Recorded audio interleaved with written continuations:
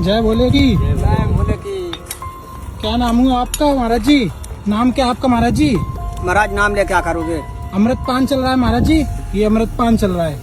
पीछे छुपा ली बोतल। हाँ पीछे छुपका लिया।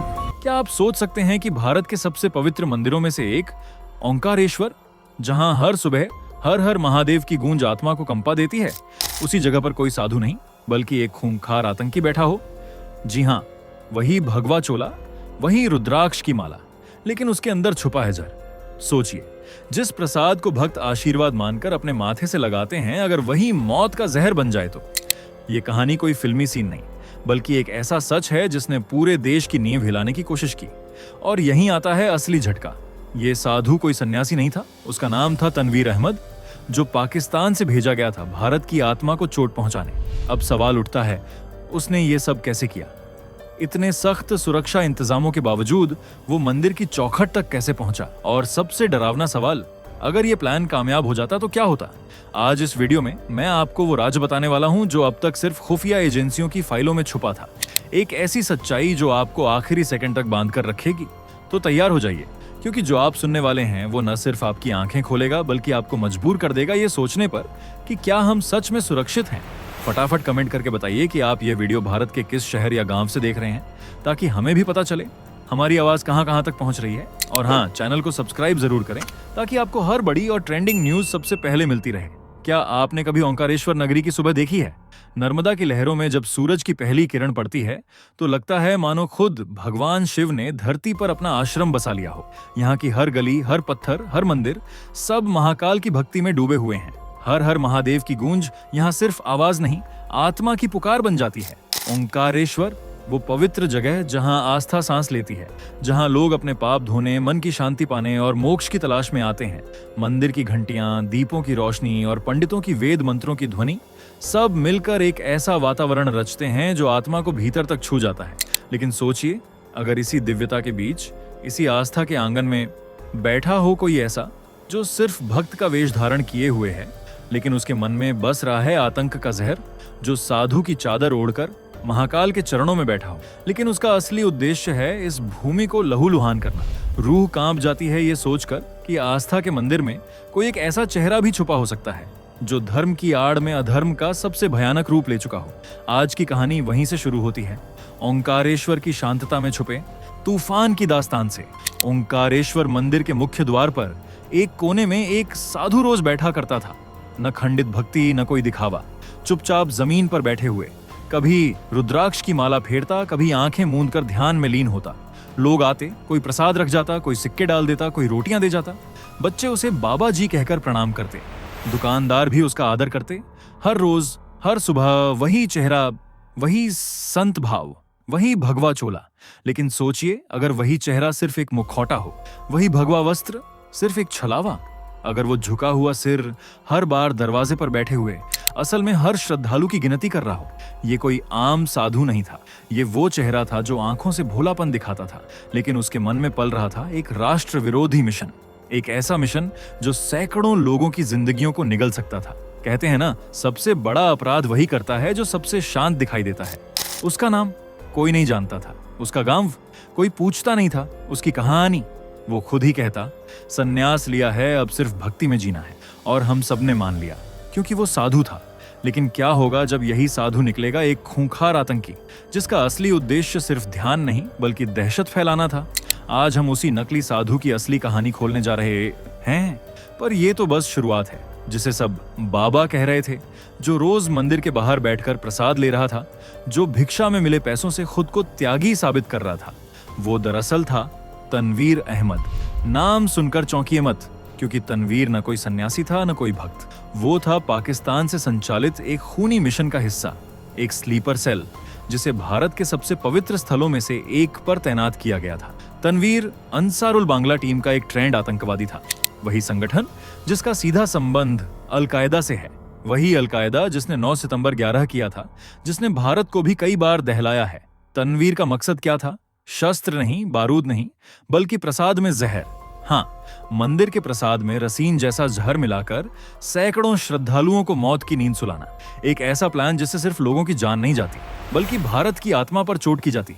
सोचिए, महाकाल के मंदिर में श्रद्धा से सिर झुकाने आए लोग, जिनके हाथों में प्रसाद हो, जो हर हर महादेव का जाप करते हुए देवता का आशीर्वाद लेने आए हों, उन्हीं के जीवन को छीनने का षड्यंत्र चल रहा था ठीक मंदिर की दहलीज पर। यह कोई साधारण हमला नहीं होता।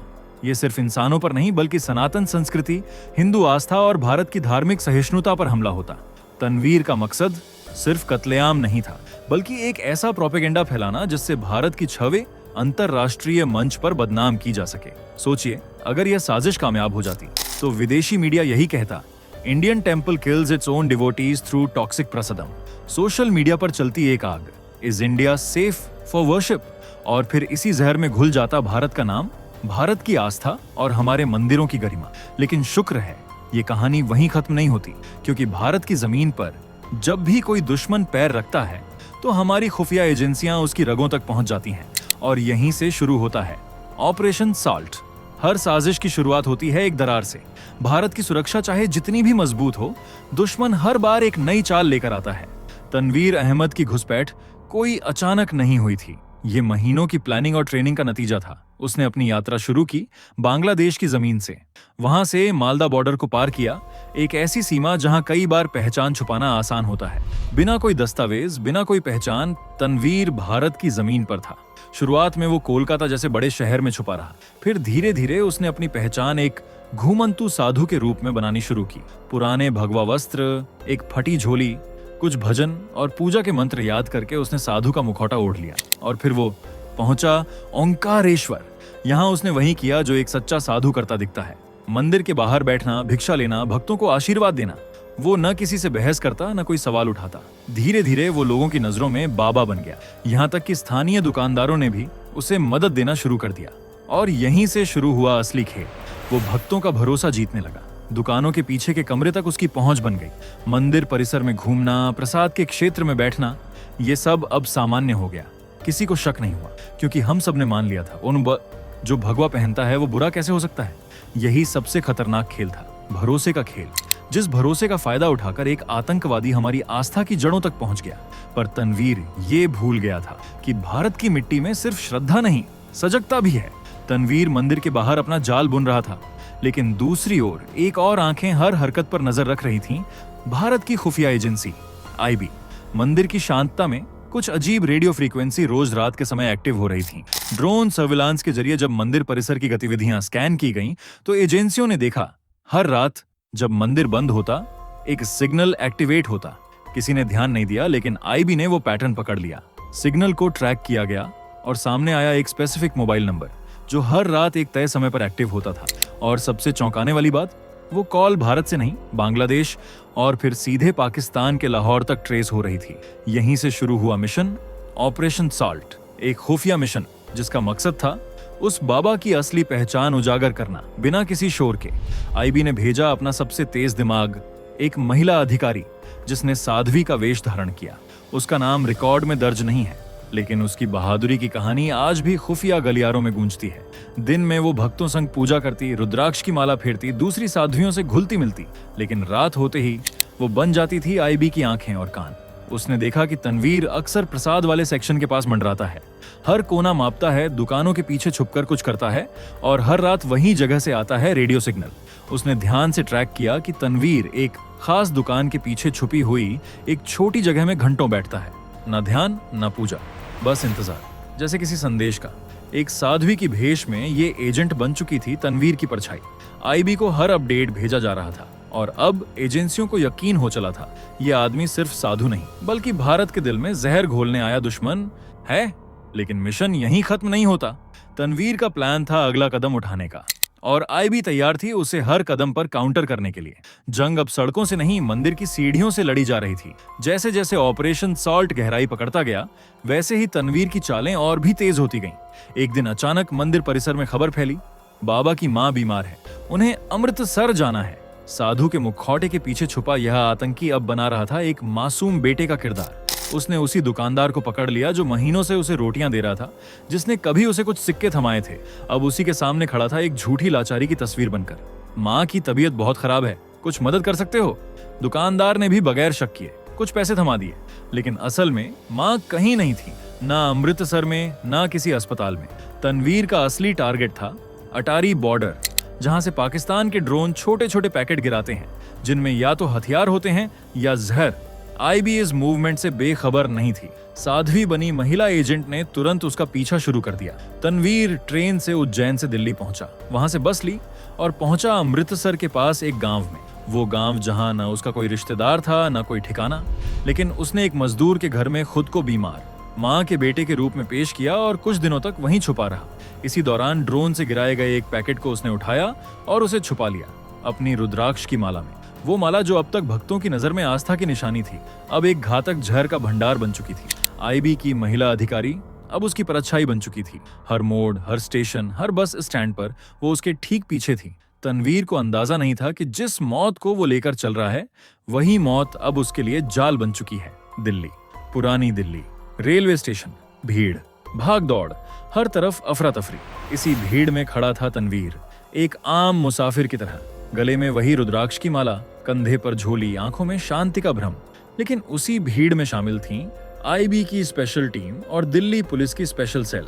महीनों की प्लानिंग, हफ्तों की ट्रैकिंग अब आने वाली थी अपने अंजाम पर। जैसे ही तनवीर ने ट्रेन की ओर कदम बढ़ाया, चारों ओर से एजेंसियों ने उसे घेर लिया। कोई गोली नहीं चली, कोई चीख नहीं हुई, बस एक झटके में भारत के सबसे खतरनाक स्लीपर सेल को दबोच लिया गया। जब उसकी झोली और कपड़े चेक किए गए तो कुछ खास नहीं मिला, लेकिन जब उसकी रुद्राक्ष माला खोली गई तो जो निकला उसने सबको सन्न कर दिया। रेसिन, दुनिया का सबसे खतरनाक जहर। सिर्फ एक ग्राम रसीन से 100 से 200 लोगों की जान ली जा सकती है।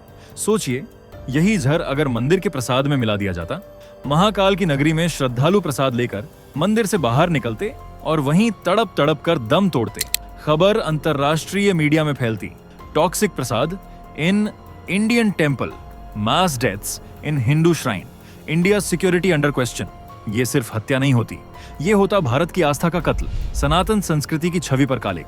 लेकिन शुक्र है हमारी एजेंसियों ने वो दिन कभी आने नहीं दिया। ये कहानी सिर्फ एक आतंकी की गिरफ्तारी की नहीं है, ये एक चेतावनी है, क्योंकि अब खतरा सिर्फ सीमा पर नहीं है। वो दुश्मन अब साधु बनकर मंदिरों में घुसता है, मजदूर बनकर गलियों में घूमता है, दुकानदार बनकर हमारे बीच बैठ जाता है। लेकिन जब तक हमारे पास ऐसी बहादुर एजेंसियां हैं, ऐसे गुमनाम हीरो हैं, जैसे वो सिख महिला अधिकारी जो बिना वर्दी के, बिना शोर के देश के लिए जान हथेली पर रखकर लड़ रही हैं, तब तक भारत झुकेगा नहीं। महाकाल की नगरी आज सुरक्षित है, हजारों श्रद्धालु आज जीवित हैं, क्योंकि किसी ने अपने कर्तव्य को पूजा से भी ऊपर रखा। अब बारी हमारी है, हम सतर्क रहें, सजग रहें, क्योंकि देश की सुरक्षा सिर्फ एजेंसियों की नहीं, हम सबकी जिम्मेदारी है। अगर आप मानते हैं कि ऐसे गद्दारों का पर्दाफाश जरूरी है, तो इस वीडियो को शेयर कीजिए, अपने दोस्तों और परिवार को बताइए। आतंक अब भगवा भी उड़ सकता है। और हाँ, जय महाकाल, जय हिंद। दोस्तों, आपके स्क्रीन पर 2 और वीडियो दिख रही हैं, जिसे देखने के लिए आप स्क्रीन पर क्लिक करें। दोनों देखिएगा, बहुत अच्छी वीडियो बनी है।